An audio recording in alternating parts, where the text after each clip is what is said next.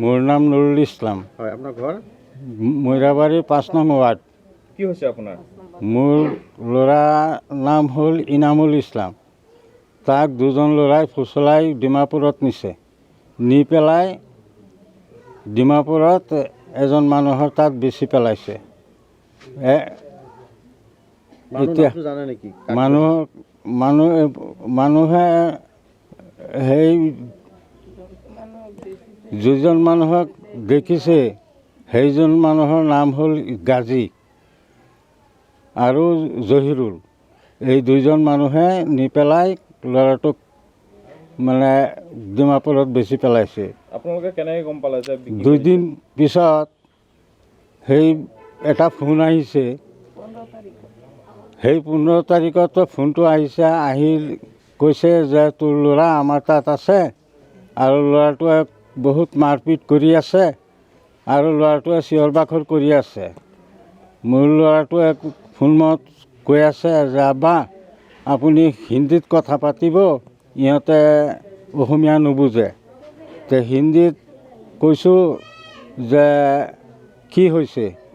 কয় 5 লাখ টকা দিবি, পিছত তোৰ ল'ৰা পাবি, যদি নিদিয়া তেনেহ'লে তোৰ ল'ৰাটোক মাৰি পেলাম।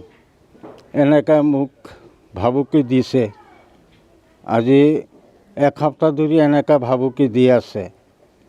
তাৰপিছত আৰু মই কি কৰিম? 5 লাখ টকা দাবী কৰিছে।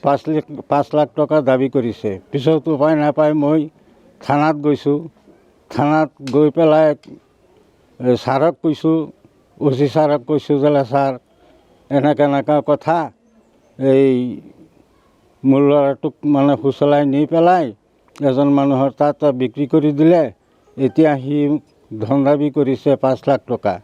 এতিয়া ছাৰ কি কৰা যায়? আপুনি এটা উপায় কৰি দিয়ক।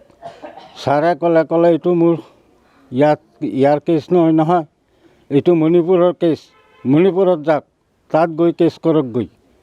যে ল'ৰা হ'ল ইয়াত, ময়ো ইয়াৰ, আমি মণিপুৰটো চিনি নাপাওঁ, ক'ত যাম? থানাত গৈছোঁ, 2-3 বাৰ গৈছোঁ। OC ছাৰে এইটোৱেই কয় যে ইয়াত এইটো কেছ নহ'ব।